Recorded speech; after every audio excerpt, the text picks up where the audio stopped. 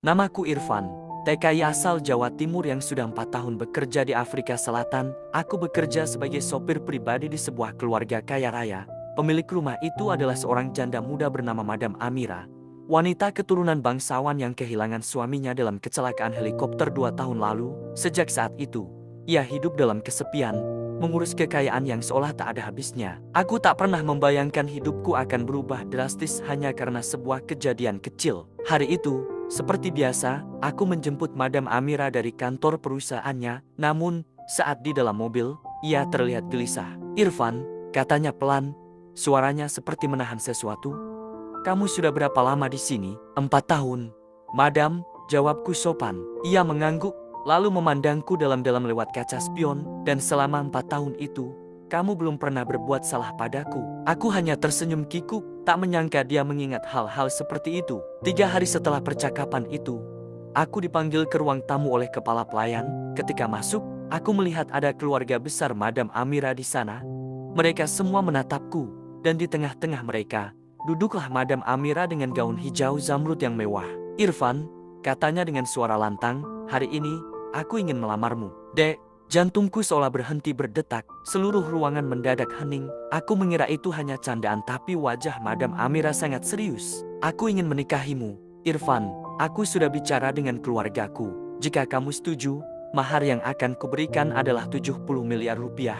Suasana langsung berubah, para pelayan saling berbisik, dan aku nyaris pingsan. Seorang TKI seperti aku, yang hanya makan mie instan setiap akhir bulan, dilamar oleh wanita Afrika keturunan bangsawan dengan mahar yang nilainya lebih dari yang bisa kupikirkan seumur hidup. Aku menelan ludah.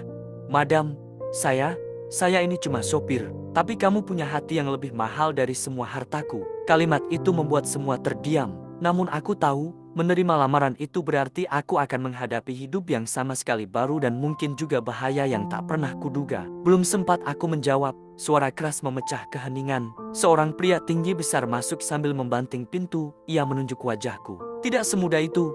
Aku tidak akan biarkan dia menikahimu, Amira." Aku gemetar. Siapa dia? Dan kenapa matanya menyala penuh kebencian padaku? Suasana ruang tamu yang tadinya tegang kini berubah jadi mencekam. Pria tinggi besar yang baru saja masuk itu berdiri tepat di depan Madam Amira. Wajahnya merah padam karena marah. "Aku tidak akan membiarkanmu mempermalukan keluarga ini, Amira," bentaknya. Madam Amira berdiri tenang, tak menunjukkan sedikit pun rasa takut. "Kau tidak punya hak ikut campur, Oma. Ini hidupku, pilihanku." Aku menatap mereka bingung, berusaha memahami siapa pria itu. "Irfan," ujar Madam Amira tanpa mengalihkan pandangannya dari pria itu.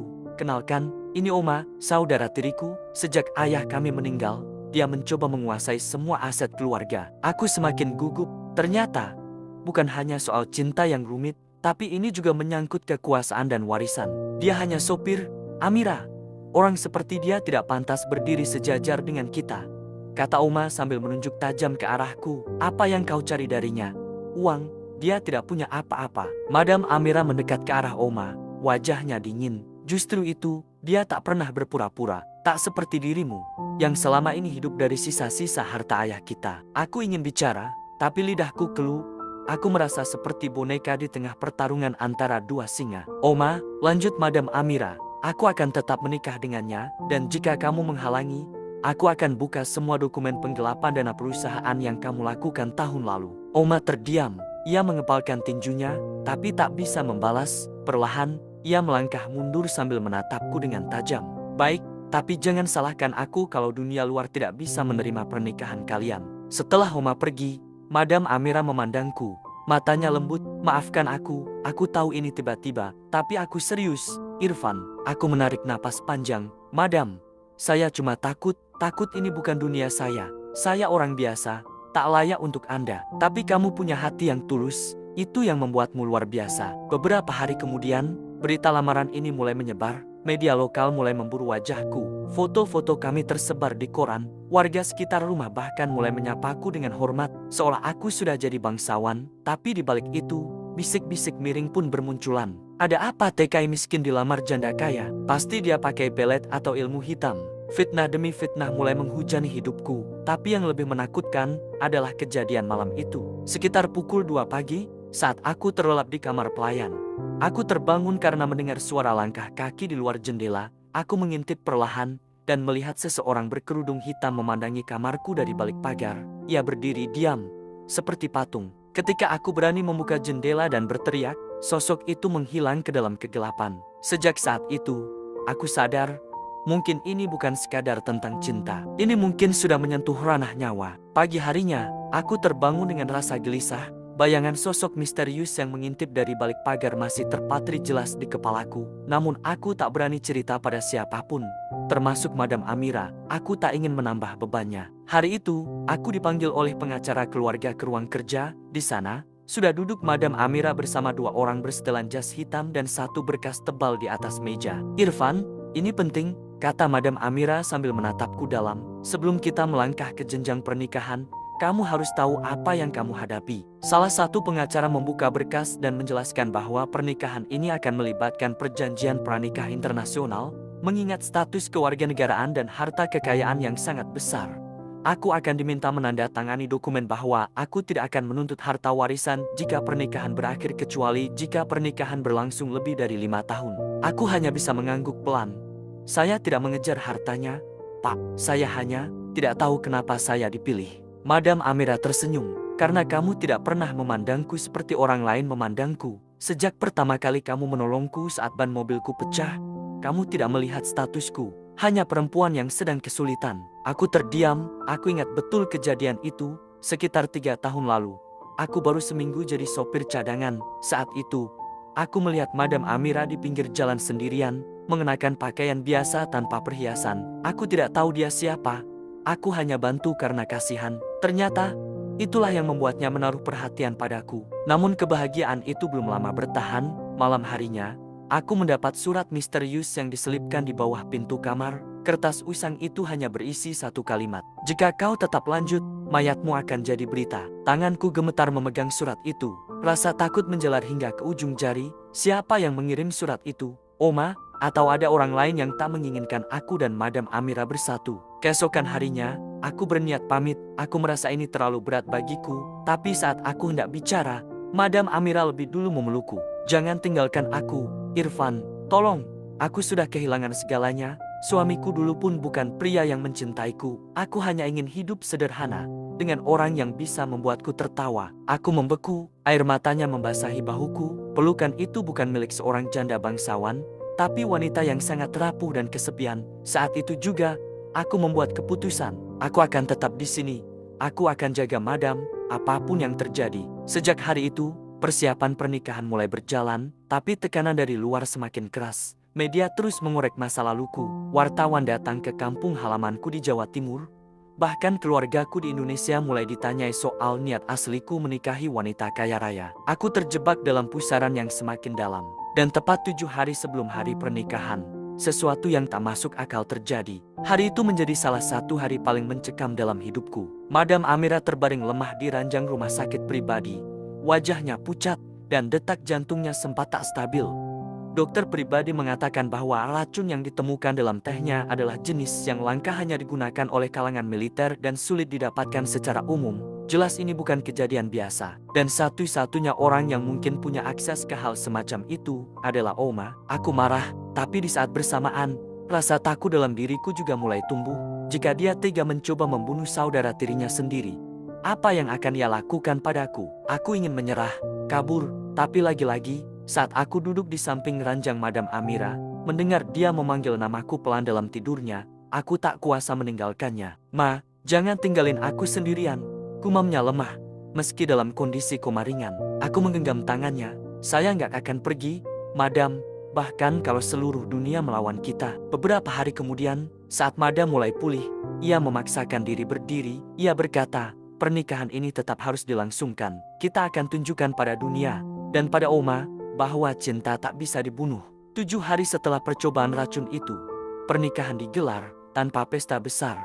Hanya tamu terbatas dan dijaga ketat oleh aparat dan pengawal bersenjata. Semua tamu diperiksa dengan metal detector. Aku sendiri nyaris tak percaya sedang mengenakan setelan jas mahal, berdiri di altar sederhana di taman istana. Saat Madam Amira berjalan menuju ke arahku, mengenakan gaun putih berhiaskan sulaman emas, semua terasa seperti mimpi. Ia tampak begitu anggun, Tak seperti wanita sakit yang baru saja nyaris direnggut nyawanya. Upacara berlangsung sakral. Beberapa pejabat penting negara hadir, termasuk Duta Besar Indonesia. Aku masih bisa mendengar bisik-bisik para tamu yang mempertanyakan pernikahan ini. Tapi aku tak peduli. Namun saat penghulu akan mengucapkan akad, terdengar suara letusan keras. Berakah, tiba-tiba, dua pengawal roboh, semua orang panik, teriakan memenuhi udara. Dari arah pagar belakang taman, seseorang bersenjata laras panjang menerobos masuk, menembakkan peluru ke udara, matanya liar. Itu Oma, berhenti. Aku tidak akan biarkan kalian menikah. Pengawal istana bergerak cepat, dalam sekejap, baku tembak pecah. Aku merunduk sambil menarik Madam Amira ke belakang altar. Telingaku berdenging karena suara peluru. Aku sudah bilang, ini bukan cinta. Ini hanya aib untuk keluarga, teriak Oma. Satu tembakan nyaris mengenai pundakku, tapi pengawal berhasil melumpuhkan Oma setelah tembakan mengenai kakinya. Ia roboh, menjerit kesakitan, lalu diborgol di tempat. Setelah semuanya tenang, penghulu berdiri kembali, suasana berubah menjadi hening, lalu sakral. Dengan mas kawin 70 miliar rupiah dibayar tunai, saya nikahkan engkau. Air mata Madam Amira jatuh saat ia menjawab ijab kabul. Hari-hari setelah pernikahan terasa aneh. Bukan karena aku kini menjadi suami dari salah satu wanita terkaya di Afrika, tetapi karena perubahan sikap Madam Amira yang mendadak murung, sering melamun, dan terbangun di tengah malam karena mimpi buruk. Aku mencoba bicara, menenangkannya, tapi ia selalu berkata, aku hanya lelah, Irfan. Namun suatu malam, saat hujan mengguyur istana, aku menemukan Amira duduk sendiri di ruang kerja, menatap bingkai foto tua yang selama ini disimpan rapat dalam laci mejanya. Aku mendekat perlahan. Ketika dia sadar aku melihatnya, ia menangis. Aku harus jujur padamu, katanya lirih, sebelum kamu makin jauh terseret. Aku duduk di sampingnya, ia menggenggam tanganku, dingin dan gemetar. Dulu, aku bukanlah wanita baik-baik, katanya. Aku tumbuh dalam keluarga politikus korup. Suamiku dulu, salah satu pemimpin kartel yang menyelundupkan emas dan berlian. Pernikahanku dengannya bukan karena cinta, tapi karena dijual oleh ayahku demi kekuasaan. Aku terkejut, tapi aku tetap diam, membiarkannya melanjutkan. Aku hidup dalam neraka bertahun-tahun, dipukul, direndahkan, dikurung. Aku hanya boneka bagi mereka. Sampai suatu malam, aku kabur. Aku bawa semua data rahasia bisnis kotor mereka, termasuk transaksi dengan tokoh-tokoh penting di Afrika. Ia membuka sebuah brankas kecil dan menunjukkan flash disk merah tua. Ini kunci hidup dan matiku, termasuk alasan kenapa aku nyaris diracun, dan kenapa Oma menyerang saat kita menikah. Aku menatapnya, kenapa kamu simpan semua ini sendirian? Karena aku takut, tak ada yang bisa aku percaya. Bahkan Oma, dia bukan hanya saudara tiri, dia anak dari pernikahan gelap suamiku dengan wanita bayaran. Dia selalu iri padaku, dan dia tahu bahwa flash disk ini bisa menghancurkan semua impiannya mewarisi bisnis. Aku memeluknya. Aku tahu sekarang, cinta kami tak hanya soal perasaan, tapi juga tentang keberanian bertahan di tengah bahaya. Namun malam itu juga, kejadian mengerikan terjadi. Saat kami tidur, lampu mendadak padam, alarm keamanan berbunyi. Aku bangun dan mendapati kamar kami dalam keadaan kosong. Amira tak ada di tempat tidur. Pintu balkon terbuka, angin berhembus masuk, dan di lantai, ada bekas seratan kaki. Aku berlari keluar, pengawal terkapar tak sadarkan diri. Pintu utama terbuka lebar, dan satu pesan tertulis dengan darah di cermin ruang tamu. Kau sudah terlalu jauh, Irfan. Dadaku sesak, keringat dingin mengucur. Aku tahu satu hal, Amira diculik. Dan untuk pertama kalinya, aku sadar, 70 miliar rupiah hanyalah permukaan dari kisah yang jauh lebih dalam. Pagi itu, udara terasa dingin dan berat. Rumah istana Madam Amira seperti mati. Para penjaga panik. Tim keamanan terkejut. Tidak ada yang tahu bagaimana penculik bisa menembus sistem keamanan paling canggih di benua Afrika. Aku berdiri di depan cermin dengan tatapan kosong. Di dalam benakku, hanya satu pertanyaan berulang, di mana Amira sekarang? Beberapa jam kemudian, aku mendapat pesan misterius lewat ponsel. Jika ingin melihat istrimu hidup, datang sendiri ke tambang tua di perbatasan. Jangan bawa siapapun, jangan coba curang. Waktu kamu hanya 12 jam. Aku tak bisa berpikir jernih. Tanpa memberitahu siapapun, aku mengambil pistol dari laci keamanan, mengenakan jaket kulit Amira yang ia beri saat awal kami bertemu, dan berangkat naik mobil pribadi menuju lokasi yang disebutkan. Tambang tua itu terletak di daerah Tandus. Tempat itu sudah tak digunakan sejak 15 tahun lalu setelah kasus runtuhan menewaskan puluhan pekerja. Kini, hanya suara angin dan burung bangkai yang menemaniku. Aku masuk ke dalam lorong gelap tambang, hanya berbekal senter kecil dan tekad kuat. Beberapa langkah kemudian, Suara tawa sinis menyambutku. Dari balik bayangan muncul dua pria bertubuh besar bersenjata. Akhirnya datang juga suami kesayangan Madam Amira. Ejek salah satu dari mereka. Tanganku mengepal. Mana dia? Mereka hanya tertawa dan membawaku masuk lebih dalam ke lorong bawah tanah. Di ujung ruangan, aku melihat Amira duduk di kursi besi. Tangannya terikat, wajahnya babak belur. Tapi saat matanya bertemu denganku, ada secercah harapan di sana. Dari sudut ruangan, seseorang melangkah keluar, seseorang yang membuat jantungku nyaris berhenti.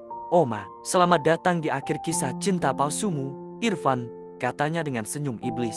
"Lepaskan dia, kamu sudah cukup membuat kekacauan," teriakku. Ia berjalan pelan mendekatiku. "Kamu pikir dia mencintaimu?